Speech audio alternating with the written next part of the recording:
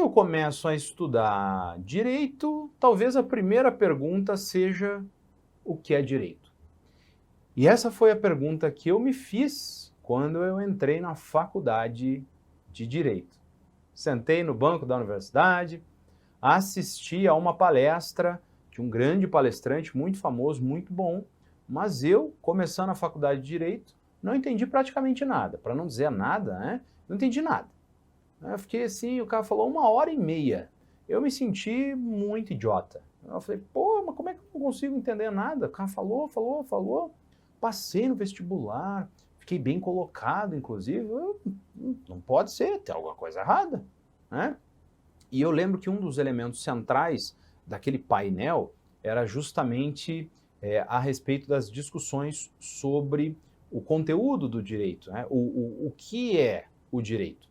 E aí eu botei na minha cabeça isso quando eu comecei a faculdade, bem naquele dia, e eu não entendi nada. Eu falei, eu vou sair da faculdade de Direito, meu objetivo na faculdade de Direito, a partir de agora, é exatamente saber qual é o conceito de direito.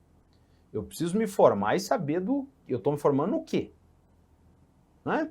Então, saber exatamente qual era o conceito de direito. O conceito de direito, ele é discutido há muito e muito tempo pela doutrina, pela literatura jurídica.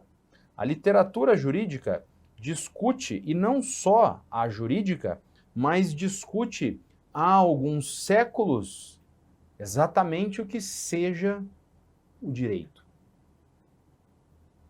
Filósofos, sociólogos, economistas e juristas vêm discutindo há milênios, eu arrisco dizer, o que seja o conceito de direito. Dentro dessa sopa científica, por muito tempo, foram sendo formulados diferentes conceitos. Esses diferentes conceitos têm perspectivas geralmente vinculadas à perspectiva de cada um dos autores, né?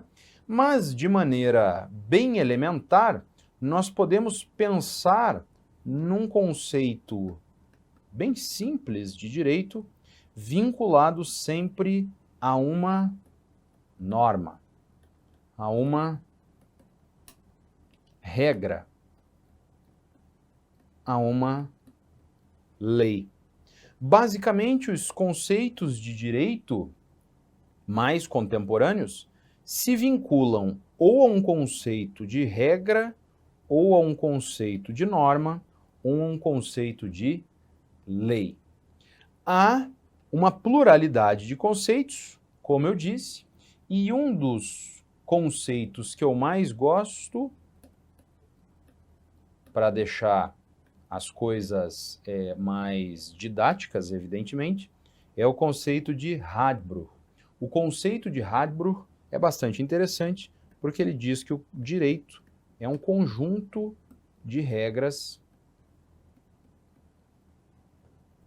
ou melhor, um conjunto de normas gerais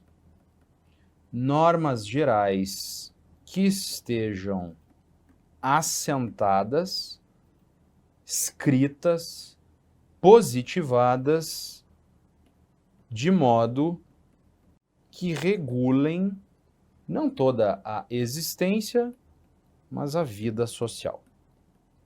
Então, essa é uma possibilidade de conceituação do direito de maneira bastante elementar, né?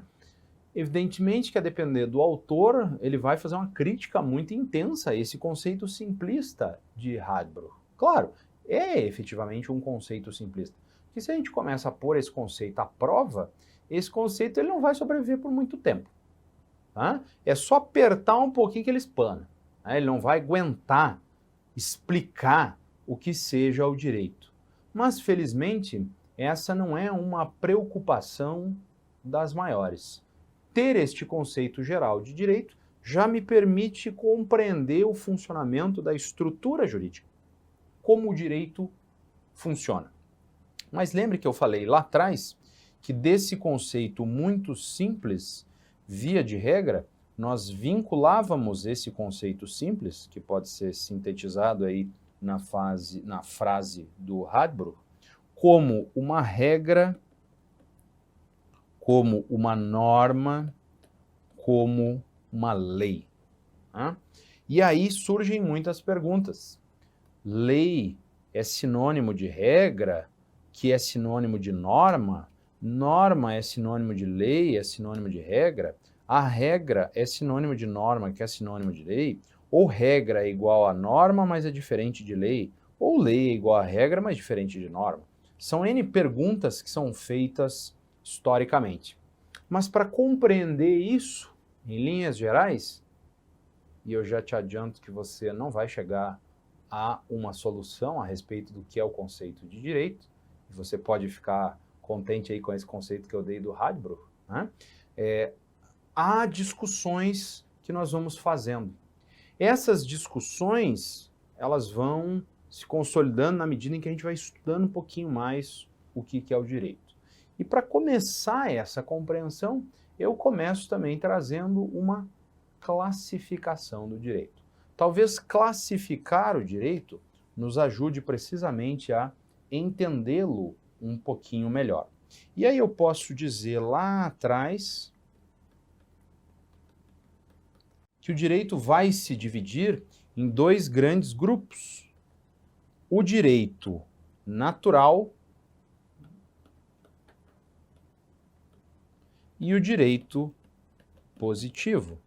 Veja que o conceito de Radbruch parte justamente de uma perspectiva de que o direito é o direito positivo. Então essa distinção, ela é uma distinção central para essa classificação do direito. O que é o direito natural? O direito natural, ele vai encontrar sua justificativa fora do direito. Então, se nós pensarmos o direito como um sistema, a razão de ser do direito está fora desse sistema. Onde? Aí vai do gosto do freguês. Né? Tem gente que gosta de utilizar como padrão de justificação do direito uma perspectiva mais elevada, né? Cosmológica, divinitória. A origem do direito é uma origem divina. A origem divina do direito, o direito divino, as regras de Deus. Diz até o ditado, a lei de Deus não é a lei do homem. Né? Essa é uma perspectiva de direito natural. Então a justificativa e o fundamento do direito não estão no próprio direito, estão fora do direito. Uma dessas possibilidades é em uma entidade superior, como por exemplo, Deus. Não necessariamente Deus. Essa entidade superior, ela não precisa ter cunho religioso, mas ela pode ser cosmológica. Existe um algo no cosmos que explica a razão de ser do direito. Isso tem uma vinculação, por exemplo, muito grande na física. A física tenta dar a explicação mais cosmológica. As leis da física explicariam e espelhariam as leis do direito. Eu posso ter uma perspectiva um pouco mais de cunho vinculada à natureza. Existe uma certa força da natureza, um algo da natureza que justifica o direito. Ou pode ser justificativa de cunho menos, assim, cosmológico, né? Uma espécie de lei da selva, à la Charles Darwin. Né? O Darwin falava uma seleção natural e tal. Existe um certo fundamento do direito a partir dessa perspectiva. Ou seja, o que o direito natural tem de específico em relação ao direito positivo é justamente buscar a sua razão de ser para além do direito. Quando eu falo, porém, no direito positivo, o direito positivo não busca a sua justificação, não busca a sua origem em um algo supremo e fora do direito. O direito positivo, ele se funda em algo bem mais singelo. Ele se funda no Estado. Por isso, as perspectivas do contrato social, elas são as perspectivas que são mais importantes para a justificação do direito positivo, né? Eu posso dizer, em alguma medida, que o direito positivo é uma espécie de direito posto. Isso se contrapõe ao direito natural, que traz uma certa regra de direito pressuposto. Eu pressuponho que tem uma outra coisa para explicar o direito. O direito positivo diz, não, o Estado é que cria o direito e esse direito posto aí é o direito. Qual que é a justificação? Foi porque o Estado mandou, fez. A gente foi lá, elegeu o pessoal, os caras fazem leis, não sei o quê, e aí cria a regra e aí nós temos que obedecer esse negócio. Para poder viver, ter um convívio social harmônico, tem que ter regra, senão vira a guerra de todos contra todos, ou a noção de contrato social, né? Hobbesiana, evidentemente, não a noção russoniana. Noção do Hobbes lá, contrato social. É preciso fazer um contrato entre esse povo todo, porque senão eles vão ficar se matando, né? E aí nós abrimos mão de um pouquinho da nossa liberdade em troca de segurança. E como é que se faz isso? Por meio das leis. Porque eu tenho segurança de que o outro vai cumprir a parte dele no contrato social. É só você pensar no trânsito. Talvez o trânsito seja a noção mais evidenciada do funcionamento desse contrato social. Por que eu consigo dirigir a 110 km por hora numa rodovia em que vem um carro no sentido contrário? Porque eu confio que ele vai trafegar pelo lado inverso ao meu. Eu vou trafegar pela direita e ele pela esquerda. Ele pela direita dele, né? Pela minha esquerda. Então eu sei que eu vou trafegar por aqui e que ele não vai cruzar a minha frente, né? Eu abro mão de uma parte da minha liberdade. Porque tecnicamente eu poderia dirigir por qualquer lado. Pego o carro e saio dirigindo igual um doido. Mas não, eu abro mão de uma parcela dessa liberdade, dirijo apenas naquela faixa de rolamento para conseguir conviver. E aí é que está o direito, quando as pessoas descumprem esse contrato, né? Trafegam pela faixa contrária, o que se faz? Então é mais ou menos essa sacada, para dar uma perspectiva mais simplificada para você, tá? Então aí, o direito natural, por sua vez, pressupõe uma ordem que esteja fora do direito. Deus, a natureza, a razão, né, como já se estabeleceu lá o Descartes, o penso, logo existo. Então eu penso, logo eu produzo o direito, né? Esse direito positivo, por sua vez, ele vai se dividir em dois. Ele vai se dividir em direito subjetivo e em direito objetivo. Então são duas as possibilidades de análise do direito posto, do direito positivo. O direito subjetivo, direito positivo subjetivo, ele é vinculado em alguma medida a permissões, vou pôr nesses termos aqui. Permissões que constam do direito objetivo. Tá? Em alguma medida, quando a gente fala no popular, o direito subjetivo tem uma vinculação muito semelhante a quando a gente fala assim, eu vou atrás dos meus direitos. É o direito subjetivo. Isso não se faz. Eu tenho os meus direitos. Os meus direitos são os meus direitos subjetivos, direitos do sujeito. Por isso, direito subjetivo. Só que quando eu falo eu vou atrás dos meus direitos, quer dizer que eu vou invocar uma ordem legislativa, uma ordem de regras. Eu vou invocar uma determinada lei. Para que eu possa dizer que eu tenho os meus direitos, eu tenho que, como ficou aqui na análise do gráfico, buscar o direito objetivo. Então, o direito objetivo, ele funciona como uma espécie de base. Base essa que cria essas permissões, que cria a possibilidade de exercício de determinadas posições jurídicas. Tá? Eu vou exercer os meus direitos. Esse meu direito objetivo é, portanto, essa base de regras, esse conjunto de regras. É, se eu fosse dizer mais de maneira direta, o direito. Tem o direito, e dentro desse o direito, alguns direitos se vinculam a mim, outros não.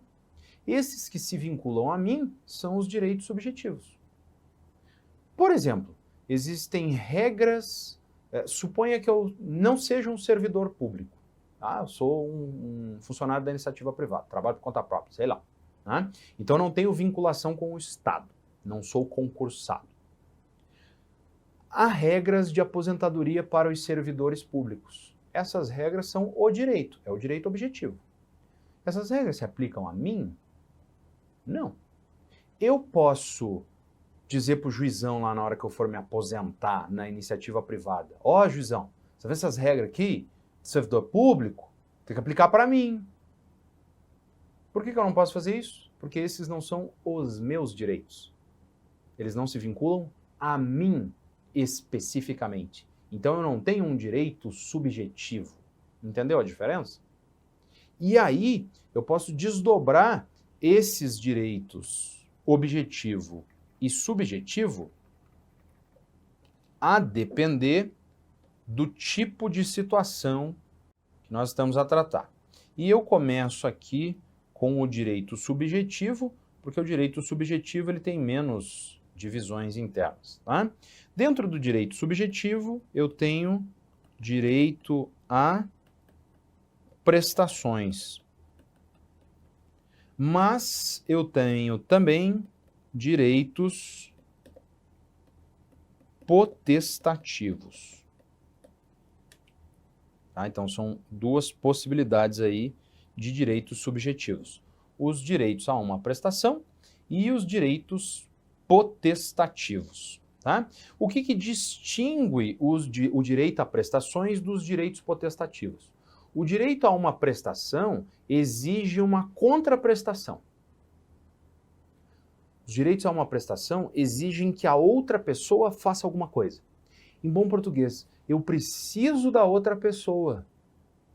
Sem a outra pessoa, eu não consigo exercer o meu direito. Eu preciso dela.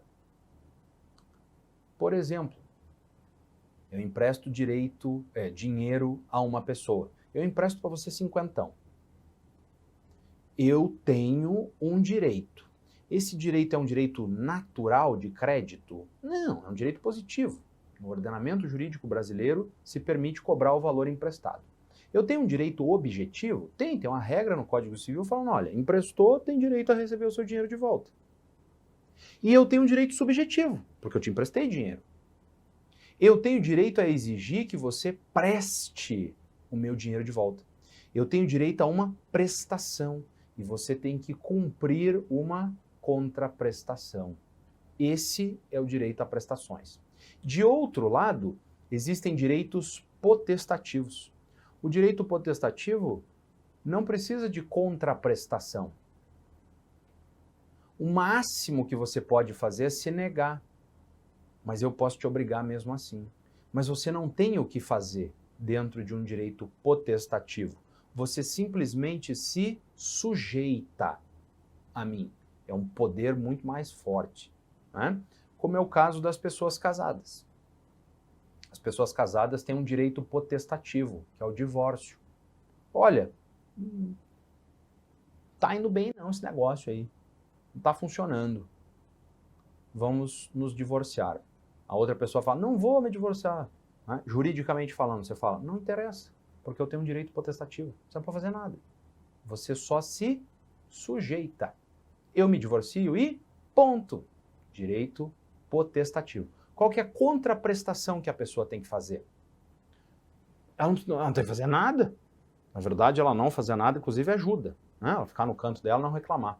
O processo anda mais rápido, se for o caso. Né? Por isso, as pessoas ainda falam muito isso, mas esse termo é equivocado. Não existe não dar divórcio. Ah, o fulano falou que não vai dar divórcio para a mulher. Isso não existe, porque dar é uma prestação e uma contraprestação. Divórcio não tem contraprestação, tem direito potestativo. Eu vou me divorciar e ponto. Você pode facilitar as coisas e a gente faz um divórcio consensual, ou não, a gente faz um divórcio litigioso, mas você não tem o que fazer. Não existe possibilidade de você impedir o divórcio juridicamente. Tá? O direito a uma prestação, tem como eu impedir? Tem. Você já fez o pagamento e eu estou cobrando de novo. Você mostra o recibo. Fala, ó, já fiz o pagamento, não vou pagar de novo. Tem como você me impedir. Você compensa a dívida. Eu te emprestei 50, mas eu devia para você também 50. Aí você fala para o juiz, sabe por que eu não paguei? Porque eu compensei. Ele me devia 50, eu devia 50 para eles, tchum, acabou. Vou pagar. Já fiz o pagamento. Por compensação. Você tem como evitar que eu receba a minha prestação. O direito potestativo não tem como. Por outro lado, nós temos o direito objetivo. O direito objetivo, ele se vincula, portanto, ao próprio ordenamento jurídico. E aí ficou ruim aqui, hein? O direito objetivo, ele pode ser direito privado e pode ser também direito público. As regras do ordenamento jurídico brasileiro podem ser regras de direito público ou de direito privado. O direito público pode ser de direito público interno ou de direito público externo. Regras de direito privado. É, por exemplo, o direito civil. É, por exemplo, o direito empresarial. É, por exemplo, o direito do trabalho. Direito público é o direito penal, é o direito administrativo. É o direito no qual o Estado está presente de maneira muito direta. No direito privado, o interesse estatal é diminuído. Eu e você, quando a gente faz um contrato, o Estado não liga muito. Desde que nós cumpramos algumas regras, tá tudo certo. E dou um exemplo muito simples. Eu quero comprar um carro novo. Como é que eu faço para comprar um carro novo? Tendo dinheiro. Ou não tendo. Esse é um elemento central. Eu não tenho dinheiro, mas eu quero financiar um carro. O Estado fala, meu filho, fica à vontade. Mas eu ganho pouco, quero financiar um carro importado. Olha, é meio estupidez isso, mas o dinheiro é teu, a vida é tua, você faz o que você quiser. Não, mas eu vou pagar uma taxa de juros bem baixinha ou bem elevada. Olha, é o mercado, paciência. E como é que eu faço para comprar esse carro? Do jeito que eu quiser. E se eu achar um carro que custa 60 mil e outro que custa 50 mil, exatamente igual, eu vou lá e compro de 60. Paulo, você vai gastar 10 mil a mais? Pois é, o dinheiro é meu. Eu faço o que eu quiser. Não preciso dar satisfação. Lá no direito público, se a prefeitura vai comprar um carro, é assim? Eu vou comprar o carro que eu quiser. Carro para o prefeito. O prefeito vai andar de Ferrari. É importante o prefeito ficar num carro adequado à posição dele. Não, pera lá, como assim? O dinheiro do povo está pagando Ferrari para prefeito? Isso não tem cabimento. Compra um carro mais simples. Se eu quiser comprar uma Ferrari, eu compro. O dinheiro é meu. Eu moro num buraco. Eu moro na rua e compro uma Ferrari. Se eu quiser, eu compro. Eu não preciso justificar. O Estado precisa. Eu não preciso prestar conta. O Estado precisa. Lá no direito público, não é assim, a Deus dará. O direito público tem um regramento. Vamos pensar que o prefeito vai comprar o carro para a prefeitura. Ele vai lá na concessionária e compra. Pega um checão assim, ninguém mais tem cheque, inclusive, né? Pega um cheque da prefeitura e paga. Manda o funcionário lá da prefeitura, do financeiro, transferir o dinheiro para a conta da concessionária? Não. Tem que fazer uma licitação. Ou ele tem que demonstrar a dispensa de licitação ou a inexigibilidade de licitação. E se o prefeito comprar o carro mais caro ao invés do mais barato? Ele responde. Eu não respondo para ninguém. paguei mais caro. Quem nunca, né? Comprou um produto e depois foi ver que aí tinha outro mais barato. Não dá uma raiva. Aí você fica assim, porra, mas podia ter gastado dinheiro melhor, né? Desconto, droga. Aí você compra o produto, aí 3 semanas depois está lá Black Friday. 1/3 do valor que você pagou. Dá uma raiva, né? Se acontece uma coisa dessa com um prefeito, ele tem que justificar por que funcionou assim. Tá? E aí o direito público ele vai se dividir em direito público interno e em direito público externo. Direito público interno é o direito dentro do país, em resumo. Né? E o direito público externo são as relações do Estado brasileiro com o Estado estrangeiro. Diplomatas, direito de guerra, essas coisas assim. Então esse, para você visualizar bem, é um quadro de classificação que nós podemos apresentar para o direito. Assim, fica mais fácil de compreender essa estrutura jurídica como um todo. Por outro lado, nós podemos encontrar as fontes do direito. Fonte, basicamente, tem um duplo significado, tá? Fonte, ela estabelece de onde é que surge o direito e ela surge de um determinado poder, ou seja, quem é que pode criar o direito, e também significa uma forma de expressão. Como é que se expressa o direito? Não apenas, né, como é que ele surge, mas também como ele se expressa. E aí nós podemos classificar as fontes do direito de maneiras variadas.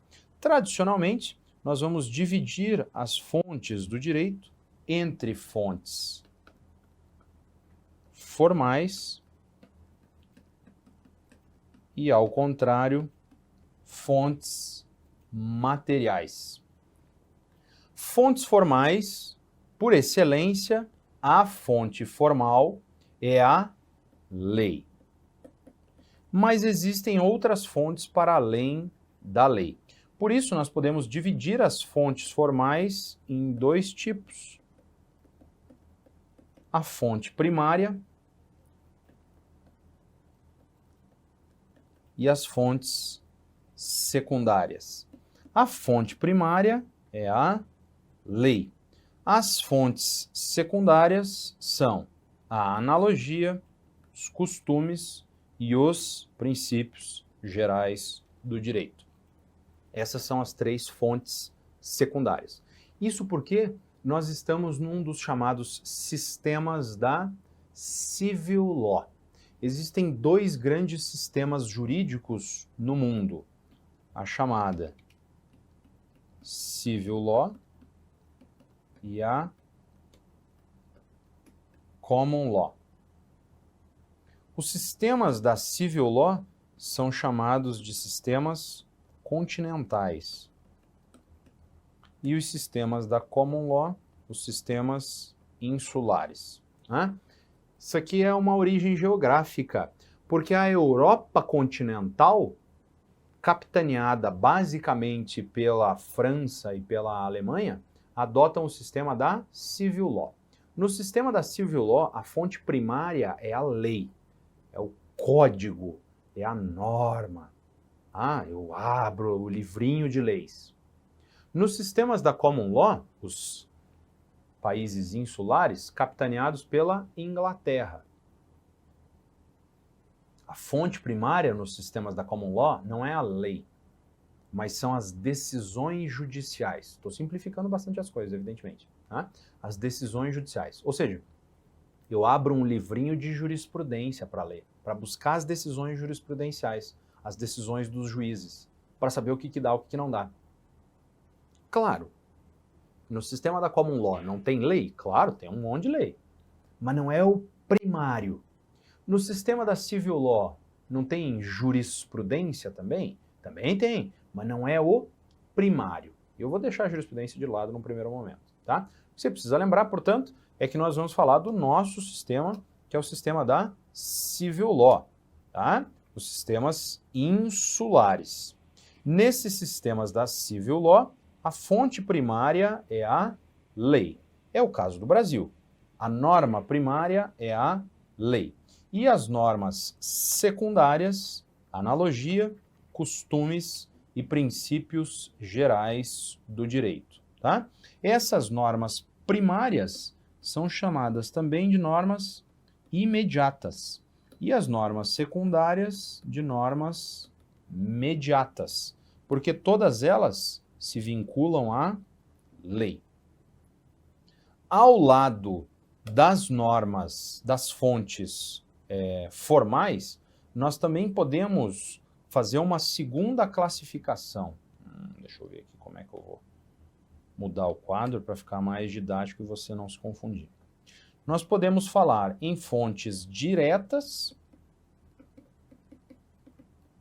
e fontes indiretas.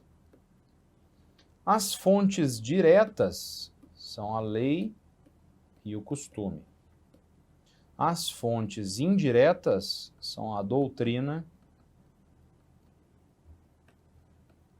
e a jurisprudência. A primeira classificação é uma classificação mais antiga. Essa segunda é uma classificação mais contemporânea, que vai falar de doutrina. Essa que a gente está acostumada a quando vai falar de concurso público. Ah, mas eu tenho que estudar mais a lei, mais a doutrina ou mais a jurisprudência? É essa distinção entre fontes diretas e fontes indiretas. Tá? A lei e o costume como fontes diretas, eu posso acessar elas sem acessar mais nada, de maneira imediata, e a doutrina e a jurisprudência, que eu preciso acessar os costumes ou a lei para compreender. Tá? A doutrina, a literatura jurídica, basicamente. E a jurisprudência, as decisões judiciais. O conjunto de decisões judiciais vai formar aí a jurisprudência. Tá? Podemos também classificar, e aqui eu posso apagar, que vai ser bem diferente, essas fontes formais de um terceiro jeito, como fontes estatais e fontes não estatais. Fontes estatais são as que emanam do Estado. Lei, jurisprudência e as convenções e tratados internacionais. Tudo isso aqui vem do Estado. As fontes não estatais, a analogia, os costumes e os princípios gerais do direito. Essa é uma terceira forma de classificar as fontes formais. Tá? 3 possibilidades com critérios de classificação diferentes, tá?